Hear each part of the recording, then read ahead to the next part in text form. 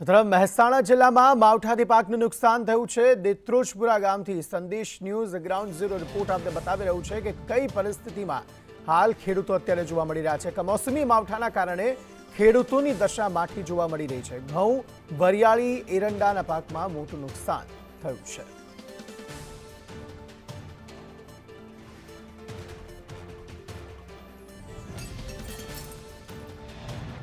મહેસાણામાં કમોસમી વરસાદને કારણે માવઠું થયું છે। ત્યારે કમોસમી વરસાદ અને માવઠાના કારણે કેવી પરિસ્થિતિ અને ખેડૂતો અત્યારે રાતા પાણીએ રોવા મજબૂર બન્યા છે। ત્યારે પાલ યાદવ જોડાયા છે અમારી સાથે વધુ વાતચીત કરવા માટે। પાલ, મહેસાણામાં કેવી સ્થિતિ વરસાદ બાદની, માવઠા બાદની?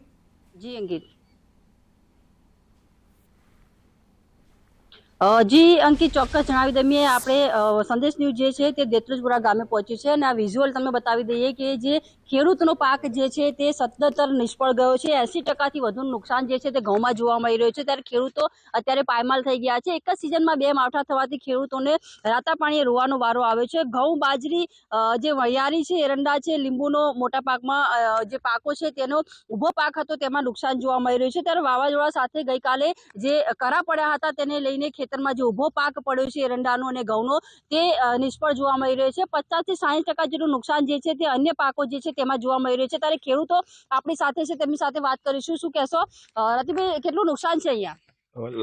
લાખવડ અને દેત્રોજપુરા ગામમાં અત્યારે હાલ આપણી પરિસ્થિતિ જોઈ રહ્યા છીએ કે મહેસાણા તાલુકામાં કાલે બપોરે અચોક્કસ એ રીતે કરા પડ્યા કે જે લોકોને જોઈને આપણે ખેડૂતોને નુકસાન થવાની તૈયારીઓ થઈ ગઈ, લોકો ખેડૂતોના ફોન આવ્યા।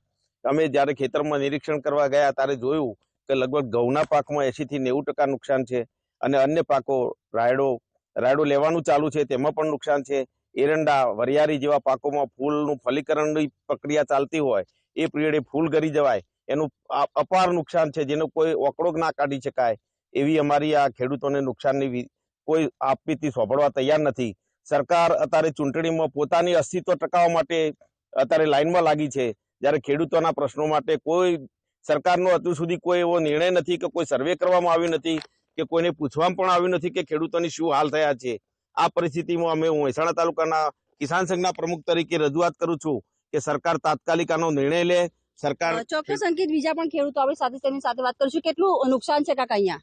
70 થી 85% જેવું નુકસાન છે। ઘઉં, રાયડો, એરંડા, લીંબુ આ બધું નુકસાન જ છે।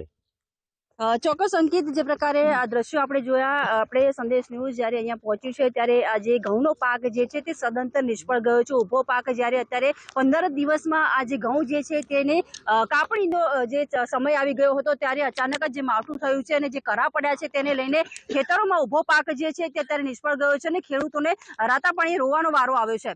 જી અંકિત, આભાર સમગ્ર માહિતી આપવા માટે।